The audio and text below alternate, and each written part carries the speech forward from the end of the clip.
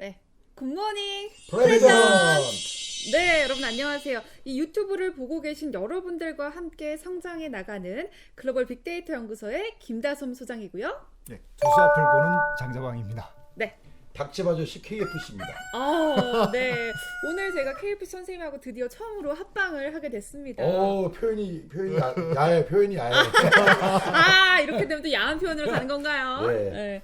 처음으로 이제 함께하게 돼서 제가 네, 기분이 네. 굉장히 좋습니다. 네, 어떠세요? 저는 이런 전문 여성 커리어 우먼하고 이렇게 방송을 한다는 거는 저 개인의 앞으로 이력에 아주 큰 도움이 될 거라고 이렇게 생각하고 있습니다. 우리 선생님께서 저를 너무 띄워주셔서 제가 네. 오늘 진행하는 방송 너무나 기쁘게 할 예. 수 있을 것 같습니다. 네. 오늘 주제는요, 민주당 당대표 이제 선거 전망에 대해서 저희가 한번 포괄적으로 다뤄볼 건데요. 저희가 한 5월 9일에 있죠? 예, 네. 앞으로 한 달 반 정도 남았나요? 네, 한 달 반 정도 남을 때까지 저희가 사골처럼 우려 먹어야 되는 그런 아이템이기 때문에 계속 우릴 거예요. 그래서 오늘은 조금 포괄적인 얘기들, 너무 딥한 얘기들보다는 포괄적인 얘기들 이제 중심적으로 갈 거고요. 앞으로 여러분들이 궁금해하시는 어떤 디테일한 얘기들은 3회차, 4회차, 5회차를 걸쳐서 자세하게 가보도록 할 건데요. 자, 3명이 이제 정해져 있죠. 우원식, 송영길, 그리고 홍영표 의원으로 정해져 있는데요. 어떻게 보십니까? 일단 그 선출의 규칙이 있는데, 네. 예, 대의원들이 45, 그 다음에 이제 우리가 말하는 권리당원 네. 그분이 40%, 그 다음에 일반 국민 여론 10%, 그 다음에 일반 당원 그게 이제 5% 이렇게 네. 해서 이제 반영되기 때문에 대의원과 권리당원의 지지율이 제일 중요하죠. 그렇죠. 예, 그런 걸 좀 고려해야 될 것 같고요. 예, 그런 거를 먼저 생각하고 이걸 좀 당대표 선거가 어떻게 될 것인지 전망할 필요가 있을 것 같습니다. 그렇군요. 일각에서는 이 세 분 말고 박주민 의원이 또 나올 수도 있다 뭐 이런 얘기도 있는데 어떻게 저도 동의하세요? 그 얘기는 들었는데 워낙에 네. 이미 제가 보기에는 한 두세 달 전부터 이 세 분으로만 딱 얘기돼서 나오니까 네. 뭐 일부에서는 박영선 시장 후보하고 그걸 가지고 이제 뭐 서로 딜을 했다 뭐 이런 얘기도 있는데 그렇게 되면은 판은 많이 바뀌겠지만 아직까지는 나온다 약간 좀 아직은 아닌 것 같습니다. 현재까지는 보면. 아직은 좀 약하다. 네, 그러면 네. 이제 3자 구도로 가게 될 것 같은데요. 네. 앞으로의 전망 또 어떤 것들 저희가 중요하게 생각하고 봐야 될까요? 제 1번은 뭐 한 달 뒤에 열리는 3월 7일 네. 재보궐선거의 승패하고도 상당히 연관되어 있는 것 같아요. 4월 7일인데요. 날짜를 생각하신 것 같아요. 예, 벌써 3월입니다. 4월 7일, 4월 7일 재보궐선거 승패하고 관련이 있는데 뭐 만약에 경우의 수를 좀 들어서 이야기를 하면 서울에서 패배하면 네. 당내 혁신이라든지 이런 것들을 좀 강하게 요구할 가능성이 있어서 누가 더 강한 혁신을 할 것인가 뭐 이런 거에 대한 좀 주목도가 좀 주목될 가능성이 있고요. 만약에 이제 뭐 서울 부산을 다 이긴다면 그러면 또 누가 유리할까요? 예를 들면 그런 식의 약간의 그런 변동이 1차적으로 올 수 있다고 네, 봅니다. 뭐 다 이기는 경우도 있고 또 둘 중에 하나만 이기는 경우에 현재까지는 일단 당 지지자분들이 생각하기에는 뭐 하나만 이긴다 이렇게 생각하잖아요. 네네. 근데 둘 다 졌을 때 그것도 저도 그렇습니다. 아주 아깝게 1%짜리 졌냐 5%짜리 졌냐 아니면 정말로 20%짜리 졌냐 이거에 따라서는 사실은 지도부 총사퇴로 갈 수도 있습니다. 그렇죠. 네. 그렇게 되면 이제 지도부 총사퇴로 가는 거기 때문에 그러면 최고위원까지 다 뽑는 최고위원까지 다 뽑게 되는 상황으로 가면 날짜가 조금 또 조정될 가능성도 있고 그건 비대위원 체계로 갈 거기 때문에 그러니까 지금은 제일 좋은 거는 둘 다 이기는 거 그죠? 4월 7일 날 근데 둘 다 지더라도 어느 정도 근데 이게 지금 오늘 상황에서의 현재 정국과 맞물려서 참패로 가면 이거는 뭐 대쇄신론으로 갈 수밖에 없고 사실은 당 문제만이 아닙니다. 내각도 책임을 져야 되는 거죠. 그래서 아마 전반적인 아주 혁신이 아니죠. 이건 회오리가 불지 않을까. 거기까지는 볼 수 있는 겁니다. 현재로 보면은 다양한 가능성이 존재하는 거니까.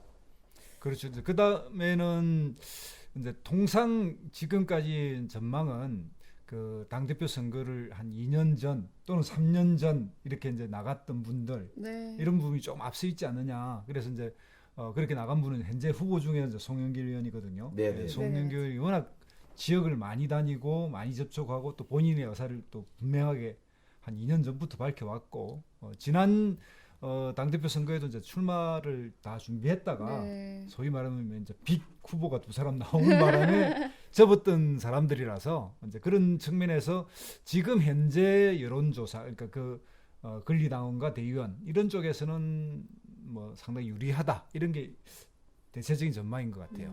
이제 송영길 의원님 말씀해 주셨는데 이제 송 의원님 같은 경우는 대의원의 강한 지지세에 비해서 현역 의원들에 대한 지지도가 좀 낮잖아요. 이런 것들을 어떻게 해결할 수 있을까요? 한번 그 부분에 대해서 한번 우리 근데 저는 그게 지지도가 지금은요. 네네네.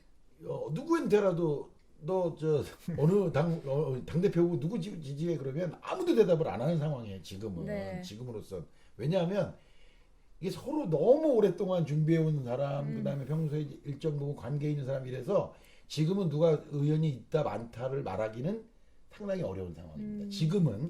근데 아마 당장 보궐선거만 끝나면 그게 바로 바뀌겠지만 그래서 저는 이 세 분 지금 현재 거론되는 세 분 중에서 송영길 의원만큼 지역을 저렇게 샅샅이 돈 사람은 저는 처음 봤어요. 그러니까 의원들 사이에서도 당연히 뭐 제가 알진 못하지만 뭐 밥이라도 먹고 차라도 한 잔 마시는 거는 횟수로 보면 저는 당연히 앞서지 않을까 생각해요. 그럼 우리 KFC 선생님께서는 네. 송 의원을 유력하게 생각하시는 거예요? 현재로서는 그렇게 봅니다. 현재로서는. 이유는 하나예요. 지난번에 우리 그 경험했지 않습니까? 대의원이 갖고 있는 표의 등가성이라는 게 물론 권리당원이 몇 명이나 투표하냐에 따라 달라지지만 지난번 최고위원 선거에는 대략 47배 정도 됐다 그랬어요. 그러니까 권리당원 47명 표가 대의원 한 표잖아요. 그런데 대의원이 집중적으로 몰릴 가능성이 있는 후보기 때문에 그렇다는 거고 가장 문제가 되는 건 뭐냐? 소위 우리 민주당에서 유령이 있는 거 아세요? 민주당의 유령? 누구예요? 잘 모르시는구나. 네. 민주당의 전에 내려오는 전설에 따르면 네. 누군지도 모르고 알 수도 없고 무조건 문재인이란 말에 환호하는 약 20에서 30만 정도 되는 예? 아무도 그 존재를 알 수 없다는 그 유령 당원들. 여기서 말한 유령은 진짜 유령 당원이 아닙니다. 정말 민주당에 충성적이고 맹목적적 지지를 하면서 문재인 대통령의 네. 정책에 대해서 뭐 압도적인 콘크리트 지지를 하고 있는 약 20만에서 30만으로 추정되는 권리당원들. 네. 이분들은요 사안에 따라서 거의 90%대까지 투표한대요. 오. 이런 일은 없거든요. 근데 이분들이 지금까지 사실상의 모든 당 결정을 다 해왔습니다. 지금까지. 그러니까 저는 송영길 의원이 대의원도 많고 예를 들면 의원도 많다 해도 이 권리당원 이 사람들을 도대체 어떻게 모을 거냐가 핵심이다. 그거는 뭐 송영길 의원뿐만 아니라 다른 분들도 마찬가지예요. 이제 우리 KBS 선생님 말씀에 의하면 네. 그렇게 이제 권리당원 이제 친문 지지자들이 있는데 그러면 홍영표 의원님이 유력한 건가요?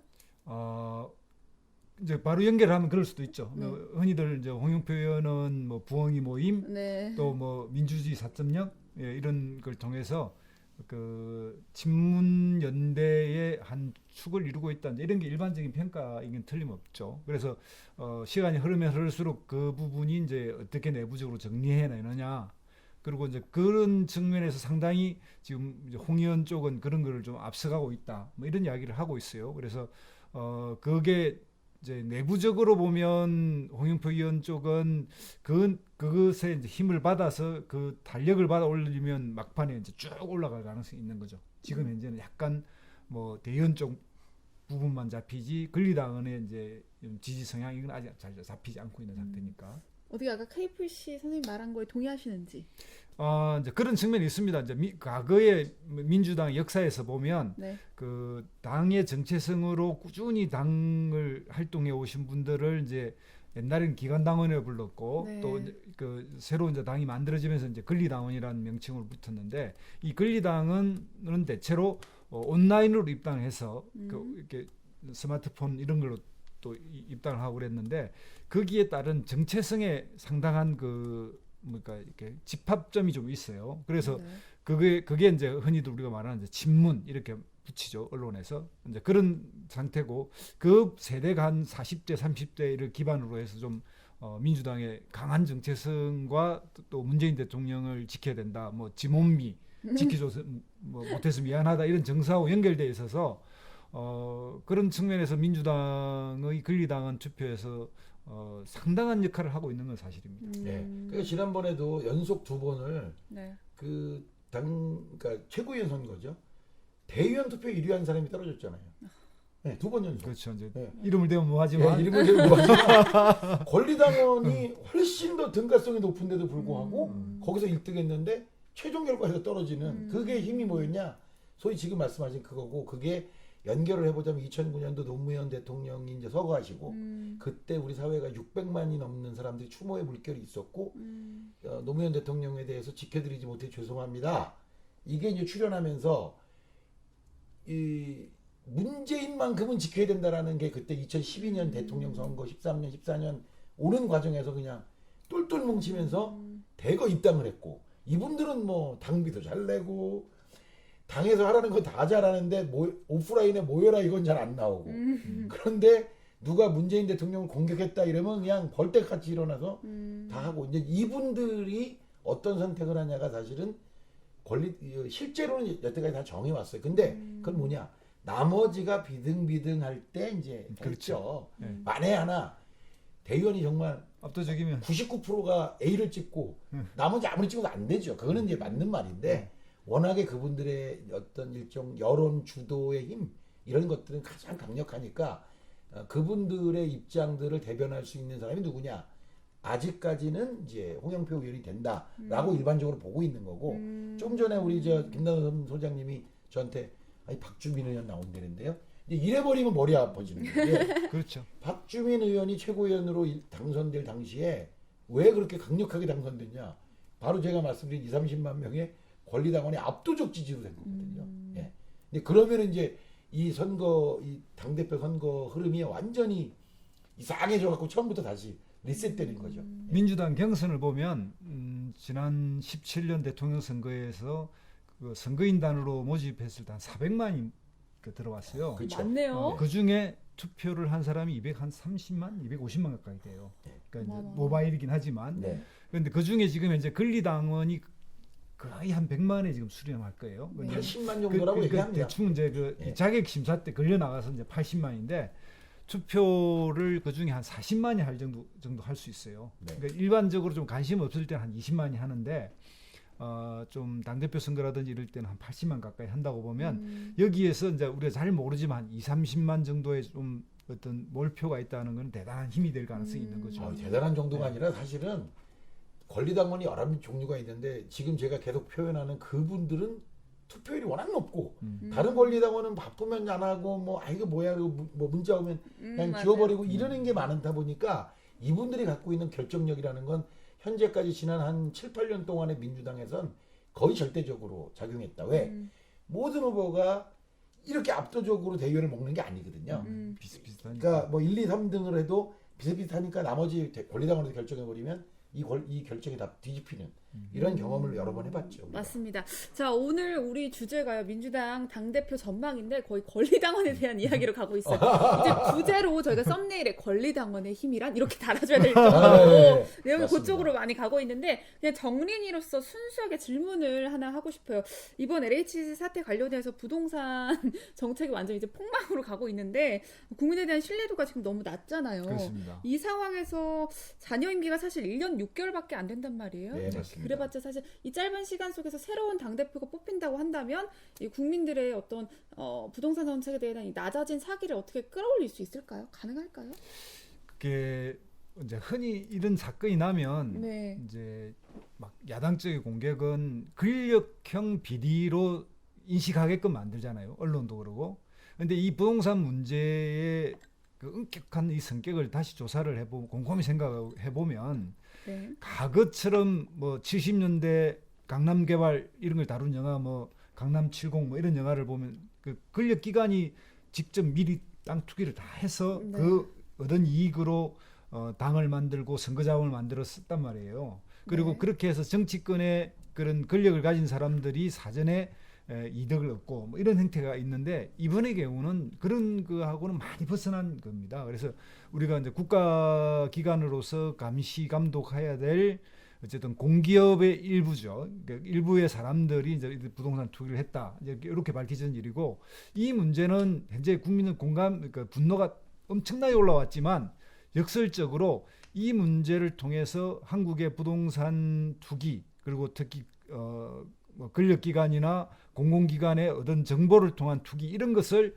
발본색원에 해서 완전히 뿌리를 뽑게 하고 시스템 제도적으로 이 부분을 막아내는 것을 정확하게 해낸다면 여론이 반전할 수도 있다고 봐요. 그래서 그런 측면에서 다시 볼 필요가 있는데 지금 현재는 명백하게 서울시장 선거 이런 게 흔들리는 건 틀림없습니다. 아, 그럼요. 네. 예, 상당한 영향력이 있고 그리고 저는 여기서 한 질문을 하나 드리고 싶어요. 뭐예요? 두 분은 어떤 생각을 하실지 모르는데 국민들이 정말 화난 이유는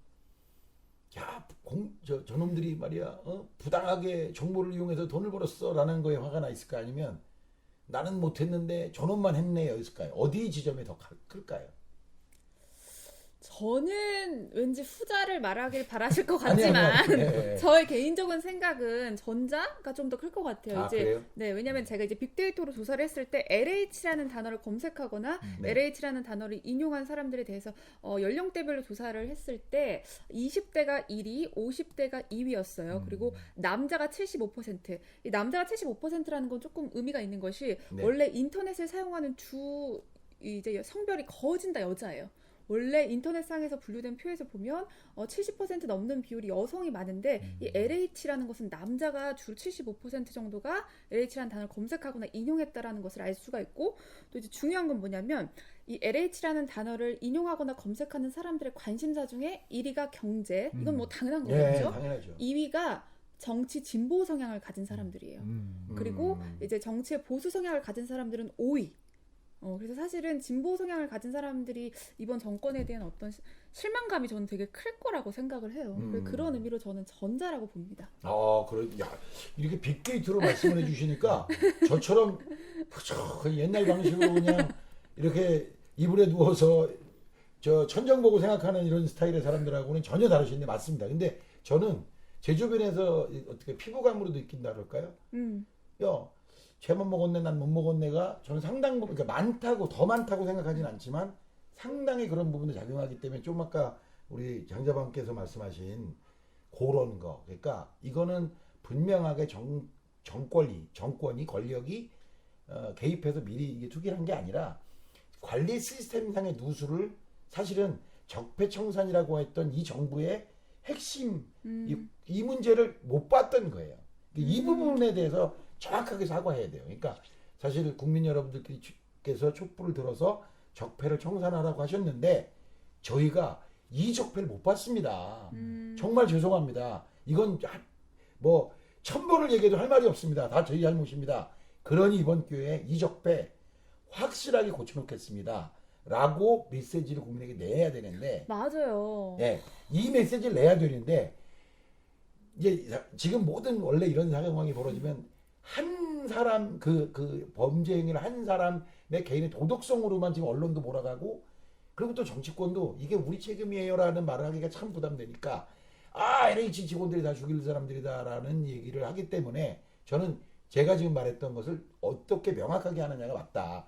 아이고 그 추운 겨울날 촛불을 들어서 이 나라를 공정하게 만들어달라는 그 염원을 저희들이 좀 더 들었어야 됐는데 그래서 LH 사장을 보낼 때 그런 걸 할 줄 아는 사람을 보냈어야 우리가 인사권을 제대로 써먹는 건데 그 생각을 우리가 못했습니다. 이건 정말 다 우리 잘못입니다. 라고 말해야 된다. 네. 근데 그 문제에 관해서 제가 변창흠 장관에 대해서 약간의 그 변명을 좀 하자면 네, 해주세요.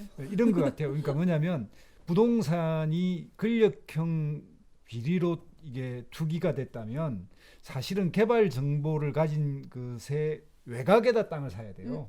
그래야 이익이 더 많아져요. 근데 이번에 이제 그 사람들은 그 부동산 이 지역 안에 이제 드러났거든요. 이제 지금 현재 밝혀진 거는 그런 거에서 보면 이제 상대적으로 이 사람들의 이익이 개발 예정지 외곽보다는 좀 적어요. 그런 측면에서 그 사람들이 이제 변창흠 장관이 전문가이기 때문에 이걸 너무나 잘 알기 때문에 그 사람들이 이 개발 예정지를 미리 알고 산 게 아닌 것 같다라고 하는 말이 이제 그런 데서 나왔는데 그게 국민들이 볼 때 이제 더 화를 나게 만드는 건 사실이에요. 그런데 이제 이 문제를 처리할 때는 왜 변창흠 장관이 빨리 사퇴시키지 않느냐, 사면시키냐 이러는데 미국에도 이 일이 있었어요. 옛날에 이게 정권이 이제 대공황 시대 폭락했잖아요. 그때 이걸 제일 잘 알면서 돈을 많이 번 사람이 케네디 대통령의 아버지예요. 음. 제 이름이 아마 폴 케네디인가 그런데 이 사람이 나중에 이제 정권 감독원 책임자가 되거든요. 그 소위 정권을까지 투기한 사람인데 왜 이 문제를 너무나 잘 아는 사람이 거기에 앉아서 핵심을 할 수 있는, 그러니까 핵심을 할 때 이 실태를 정확하게 아는 사람을 앉혀야 된다고 해서 그 부분을 맡았어요. 그런 것처럼 현재 변창흠 장관이 서울 그 주택공사, 그다음에 이제 LH, LH 갔잖아요. 이제 그리고 국토부 장관까지 했잖아요. 이럴 때는 이 문제의 사태 수습과 이 문제의 재발 방지, 앞으로 아주 없게 만드는 시스템까지를 변창흠 장관이 책임 있게 하는 게 중요하다고 생각해요. 그렇게 하고 이미 밝혀졌지만 뭐 이미 사태는 이제 기정사실화됐거든요. 그렇죠. 그러니까 이것을 그렇죠. 수습하고 대책을 세워서 정리를 해내는 역할까지를 하는 것, 이것이 합리적인 생각으로 생각해요. 그냥 저 사람이 공격받고 뭐 희생양을 해야 되니까 국토부 장관 날려, 이게 야당의 주장인데 나는 오히려 좀 욕을 먹더라도 지금 대통령과 여당이 정확하게 책임지고 이 문제를 하라, 이렇게 할 필요가 있다는 거예요. 저 며칠 전에 이게 좀 다른 얘기, 저희가 이제 당대표 전망이 오늘 주제인데 그렇죠. 아, 또 진짜. 다른 얘기로 가고 있어요. 네. 여러분, 저희가 중간중간에 계속 다른 얘기를 세고 있는데 조금 아쉬운 게 LH 관련해서 며칠 전 여당 의원이 공격성 질문을 LH 관련해서 했더니 문재인 대통령이 SNS에 좀스럽고 민망하다라고 이제 올리셨잖아요. 네, 페이스북에. 네. 저는 사실 그걸 보고 좀 많이 실망했어요. 좀스럽고 민망하다라는 아 근데 얘기를 그거는 할 때인가? 저거예요. LH가 아니고 LH가 아니고 양산. 양산 사저 얘기. 아, 대이후에 사저예요? 대이후에 양산 사저를 가야 되는데 이 문제는 제가 이렇게 생각해요. 그러니까 뭐냐면 거기에 이제 그 대통령이 가는 사저는 그 문제가 없어요. 그 경호동이 들어서야 되는데 거기가 앞쪽에 논이 조금 포함되어 있어요. 일부. 절대 농지가. 절대 농지가 포함되어 있는데 그럼 절대 농지를 살려면 그 농업 경영인 자격이 있어야 돼요. 농업 경영인 자격이라는 거는 뭐냐면 거기에 이제 내가 농사를 계속 짓고 있다, 농사를 지을 의향이다, 이런 걸 이제 그 이렇게 서류를 제출하게 돼 있고요. 네. 거기에 이제 문재인 대통령 그 이렇게 영부인은 오래전부터 그 양산에 거기에서 이제 그런 이렇게 논밭을 좀 하고 그랬어요. 이제 그런 걸 일반적으로 쓰게 돼 있고요. 여기에 대해서 냉정히 보면 농지법 시비를 걸 수 있으나 법적인 문제가 없어요. 그리고 뭐냐면 그 대통령이 퇴임하고 소위 기촌할 예정지잖아요. 그럼 1년 전에 농사 절대 농지지만 사서 해야 되고 여기 가서 절대 농지의 경호동이 들어서는 문제에 대해서 야당이 시비를 거는데 이 문제는 우리가 10년 전에 경험 있잖아요. 노무현 대통령의 그런 사절을 아방궁이라고 비난하면서 거기에 온갖 토지의 편법 특혜를 받았다고 난리를 쳐서 뭐 2천억의 예산이 들어갔다 이렇게 홍모 씨가 공격하고 그 기억이 있잖아요. 그것 때문에 네. 문재인 대통령이 좀스럽다고 한 너무 거예요. 좀스럽다고 네. 한 거예요. 약간 그거는 좀 잘못 들으신 거고. 제 그러니까 잘못된 정보 여러분 죄송합니다. 아니에요. 그렇게 아는 사람도 많으니까. 아니 그렇게 아는 분도 있을 수 있어서 저는 오히려 이거 잘 말씀하셨다 이런 생각이 듭니다. 네, 저희가 계속해서 당대표 전망과 관련된 이야기로 다시 한번 돌아가 돌아가 보도록 예, 예. 하겠습니다. 이건 또 정린이 입장에서 질문을 하나 드리고 네. 싶은데요. 지금까지는 청와대와 당이 이제 한 몸으로 움직였잖아요. 새롭게 뽑힐 이 당 대표님도 마찬가지로 이렇게 한 몸으로 움직이는 것이 다음에 있을 정권 재창출에 도움이 될까요? 아니면 조금 분리하는 게 나을까요? 어떻게 보세요? 아니 사실은 그거는 원래가요 분리가 한다고 해서 분리되는 게 아니에요. 이게 샴쌍둥이 같은 거예요. 이게 이 당청이라는 건 원래. 그러니까 왜냐하면 이 이론상으로 보면 당이 책임지는 게 맞는데 대통령 중심제라고 하는 독특한 우리나라만이 갖고 있는 제도를 하다 보니 청와대가 일정 부분의 정무적 판단 또는 정책적 최고 결정을 그쪽이 해요. 그러나 이것을 실제로 실현시키려는 모든 법적 입법 활동은 다 국회에서 해야 돼요. 그러니까 일종의 보면 머리는 두 개인데 몸은 하나인 사실은 샴쌍둥이 같은 겁니다. 그러니까 이걸 일부러 수술해서 잘라낸다? 저는 현실적으로는 불가능할 거다. 그렇게 봅니다. 그 이제 원칙은 네. 과거 이제 노무현 대통령 들어서기 전까지는 대통령이 당의 총재를 했어요. 옛날에는 그리고 당에는 이제 그 대표를 지명하고 네. 그 사람이 이제 대통령을 대신하는 이런 식을 했는데 노무현 대통령이 처음으로 이제 당정청 분리 원칙을 세웠고 네. 그 이후로 지금부터는 이제 이번에 얼마 전에 이제 퇴임하듯이 대통령 후보가 되고자 하는 자도 1년 전에 이제 나가야죠. 나가게 한 이런 제도가 성립됐는데요.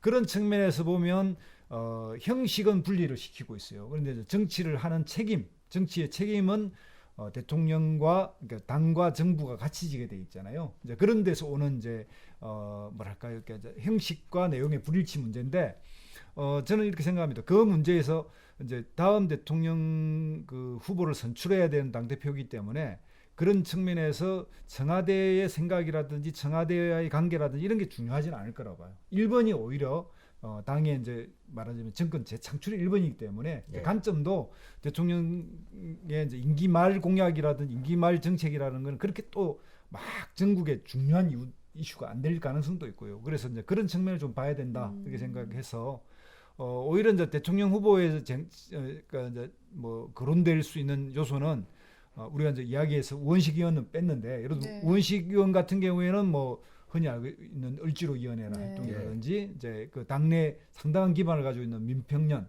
이런 이제 기반을 가지고 있어서 어떤 당을 이끌어갈 거냐라고 하는 이 당의 앞으로의 어떤 당이 가진 전망 이런 거 연결해서도 각 후보들을 한번 살펴보는 어떤 그런 필요도 있다 이렇게 생각합니다. 그렇군요. 사실 저희가 당대표 전망인데 지금 각각 의원들에 대한 이야기가 굉장히 적어요. 네. 이제 한 줄평, 예를 들어 송영길 의원을 한 줄평으로 이렇게 정리해 줄 수 있다면 어떤 게 있을까요? 결국 송영길 의원은 지금 앞으로 간다면 물론 세 분 다 똑같긴 합니다만 그래도 전남 출신이잖아요. 우리 네. 송영길 의원이. 그러니까 이럴 거예요 분명히. 대권은 영남, 당권은 호남 이 구도로 갈 거거든요. 그래서 저는 이 구도에 맞춰져서 상당 부분의 초반부는 흘러갈 거다. 그런 정도로 생각합니다. 반대로 장자방님께 우원식 의원에 대한 한 줄평 부탁드립니다. 사회적 약자라든지 민주당 정통 정체성에 가깝게 자기 색깔이 있는 그리고 아주 원만하고 또 유연한 지도력 뭐 이런 것들을 내세울 수 있다 이거. 굉장히 장점 위주로 설명을 해주셨어요. 네. 마지막으로 그렇다면 너무 장점인데 홍영표 의원님에 대한 한 줄평 둘 중에 누가 하시겠어요? 누가 하시죠? 네, 뭐 제가 보면 홍영표 의원은 그 오히려 이제 안정적 관리형의 장점 그리고 이제 당내 뭐 최대 지분을 가지고 있는 어떤 정체성을 대변할 수 있을 가능성 이런 걸 가지고 있는 거죠. 굉장히 홍영표 의원님에 대해서는 이제 홍영표 의원 얘기하실 때는 당을 대표할 정체성을 대표할 정체 이상하게 말을 돌리셨는데 사실 현재로 보면 구도상으로 친문 성향의 당심을 얻을 수 있는 거 아니냐 하는 게 사실 대표적인 이제 관측인 거고 네. 그러다 보니 송영길 의원은 어떻게 친문에 관심을 받을 거냐. 그 다음에 또 홍영표 의원은 어떻게 권리당원 또는 대의원에 관심을 얻을 거냐. 이 싸움에 현재로서는 관전 포인트다 이렇게 말씀드릴 수 있을 것 같습니다. 네, 알겠습니다. 오늘 저희가요 당대표 전망에 대한 이야기를 나눠봤습니다. 처음에는 권리당원으로 시작해서 중간에 LH 그리고 이제 각 의원들의 한 줄평으로 마무리를 해봤는데요. 여러분들이 보시다가 나는 이 부분에 절대 동의할 수 없다. 혹은 나는 이 정도 논평은 괜찮은 것 같다라고 생각하시는 부분이 있으면요 댓글로 이제 소통해주시면 고마울 것 같고요. 자 여러분 저희가 언젠가 라이브 방송을 꿈꾸고 있습니다. 하지만 저희가 라이브 방송을 딱 켰을 때 이제 보시는 구독자분이 너무 적으면 저희 마음에 스크래치가 나잖아요. 그래서 저희는 그날 위해서 열심히 달리고 있으니까요. 활발하게 소통해 주셨으면 좋을 것 같고요. 다음 주에도 더 재미나고 유익한 주제로 돌아오도록 하겠습니다. 모두들 안녕. 안녕.